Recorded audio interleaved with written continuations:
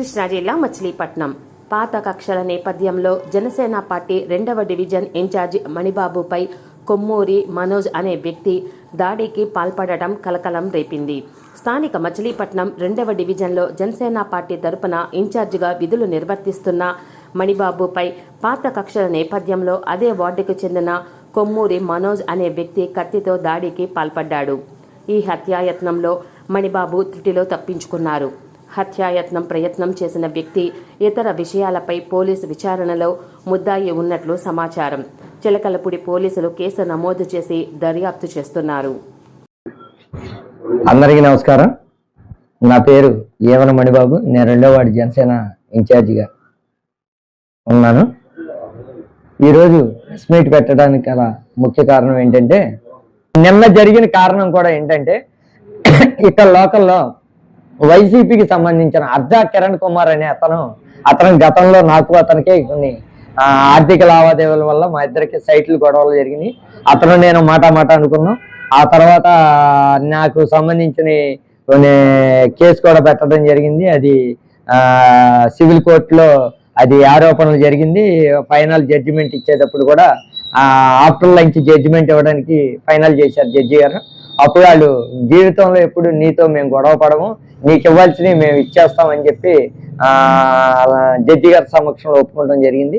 అయినా సరే వాళ్ళు ఇస్తానన్న పేమెంట్ కొద్దిగా ఇచ్చి ఆ తర్వాత ఇస్తామన్నారు. కానీ అది 2019 నుండి ఇప్పటి వరకు నాకు రీపేమెంట్ కూడా చేయాల్సిన కొంత మిగిలి ఉంది. అది కూడా 5-6 లక్షల దాకా నాకు ఇవ్వాలి. అలా అన్నా కాడి నుండి ఇప్పటి వరకు ఆ పేమెంట్ కూడా చేయలేదు. నేను ఏది అనే సైట్లలో ఉంటే వాళ్ళు అనవసరంగా వేరే వాళ్ళని ఈ విషయంలో ఇన్వాల్వ్ చేసి వేరే వాళ్ళ ద్వారా మంత్రాలు జరిపి వేరే గొడవల్లో క్రియేట్ చేసి ఇటువంటి వాటికి కాలు దువ్వే కార్యక్రమానికి శ్రీకారం ఎప్పుడు చుడతానే ఉన్నారు. నేను కూడా చూసి చూడనట్టుగా వదిలేశాను.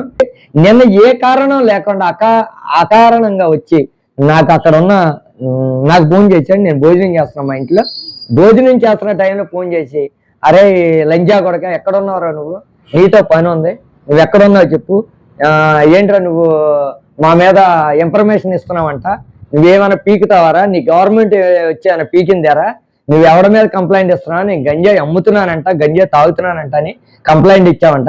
లంజా కొడక నిన్ను నరకటమే నా ధ్యేయం. నేను గనక నిన్ను నరకపోతే నాకు సంబంధించిన వ్యక్తులు ఉన్నారో నేను టీంని తయారు చేసుకున్నాను.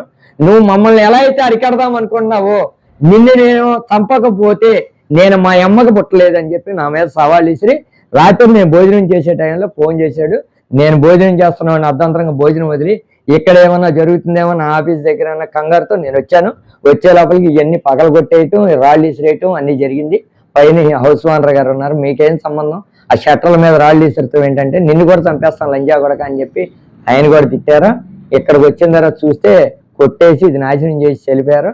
ఇంతలో ఆ అబ్జా కిరణ్ నాకు ఫోన్ చేసి, మా మేనల్లుడు చేసిన తప్పే, ఈ విషయంలో నేను తప్పే అని చెప్తున్నాను, ఇంకోసారి తప్పుని జరగకుండా చూస్తాను, నా మాట కూడా ఈయనే పరిస్థితిలో లేడు, వాళ్ళ ఫుల్గా కోమాలోకి వెళ్ళిపోయాడు, వీడికి ఆడు లేదు ఈడు లేదు అంటే ఎంత పీక్ స్టేజ్లో ఉన్నాడు చూడు.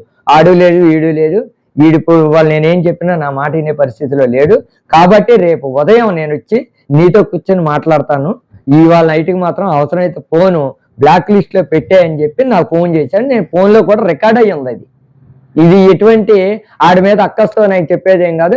మా వ్యక్తిగత కారణాలు ఏమైనా ఉంటే సైట్ల వరకే కానీ నేను ఆడు ఏనాడు ఒక మాట అనుకున్న వాళ్ళని, చిన్నప్పటి నుండి పెరిగిన వాళ్ళం అన్న దృక్పథంతో చెప్తున్నా. నా మాటిని ఈ నైట్కి ఏం టచ్ చేయబాకు, రేపు పొద్దున ఉంటే నేను మాట్లాడిన తర్వాత నువ్వు ఏదైనా యాక్షన్ తీసుకుంది కానీ అని చెప్పి రిక్వెస్ట్ చేశాడు.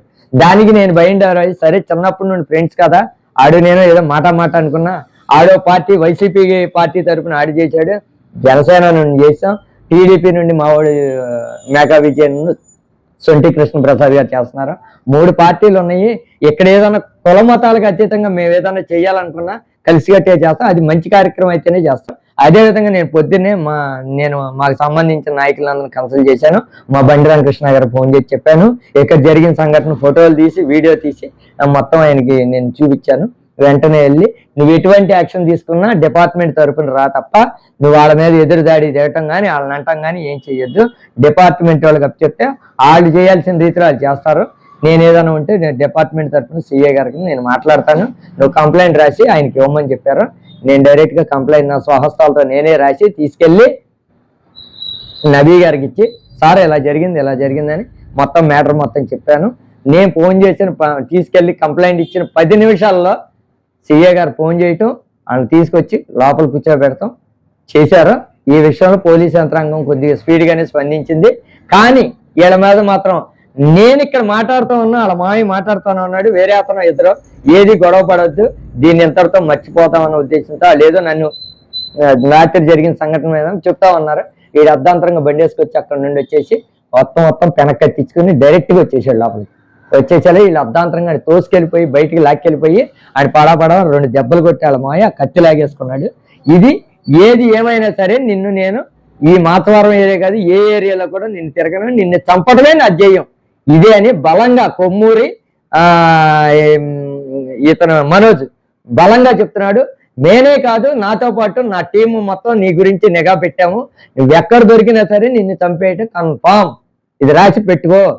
నిన్ను చంపకపోతే నేను మా అమ్మకి మా బాబుకి పుట్టాలా అని సవాల్ ఇసురుకుంటూ వెళ్ళాడు. ఇది మాకు ఇబ్బందికరమైన మాట.